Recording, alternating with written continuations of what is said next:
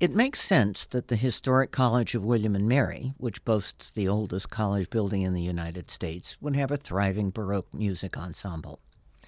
The Wren Masters are a quartet: Sarah Glosson on Baroque cello and viola da gamba, Ruth Van Bach Griffin, recorder, Thomas Marshall harpsichord, and Susan Villa Baroque violin. They played April 30th at Virginia Wesleyan College, only 300 years younger than William and Mary, as part of Wesleyan's excellent concert series. Playfully entitled The Birds and the Bees, the program included 3 selections by Bach, Buxtehude, and Bieber, 4 selections inspired by birds, and a surprise tie-in at the end. They led off with what they called Baroque easy listening, William Williams's onomatopoetic sonata in imitation of the birds. The adagio featured violin, then recorder chirping away, then a brightly ornamented allegro, then grave. The final dancing allegro movement was cheerful but not giddy. The beautiful gilt-embellished double manual harpsichord was Marshall's own instrument, a 1983 copy of a 1783 French instrument. Marshall noted that he usually plays the Bach Trio Sonata No. 4 in E minor on the Wren Chapel organ, but transposed it up so the instruments could reach all the notes.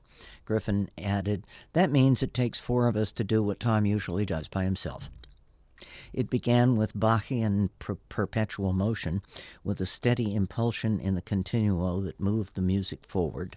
The largo contrasted a slow, walking continuo with complicated patterns in the treble that almost ended in a question mark. Jean-Philippe Rameau's Le Rappel des Oiseaux was a harpsichord solo by Marshall. Jacob van Eyck's Engel's Nachtigalltje, English Nightingale, was originally an English broadside ballad. Griffin sang a short bit from it to demonstrate the tune, then noted that the Dutch variations imitated birdsong, which she proceeded to do with fingers flying in statements that were echoed lower and softer. The dynamics were dazzling.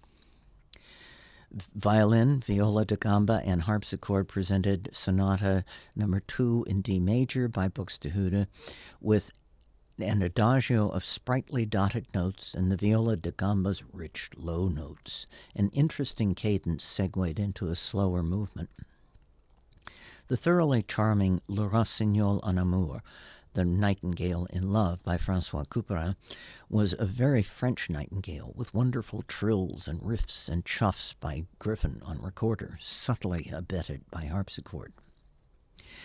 Bieber's Rosary Sonata No. 10, The Crucifixion, is part of a collection of sonatas on the life of Christ.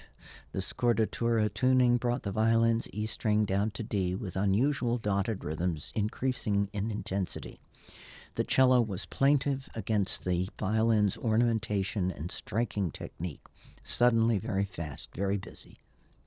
The final work on the program was Aria 15 on the Box of Needles, a song whose title roughly translates to "You broke my needle box and now you have to pay for it."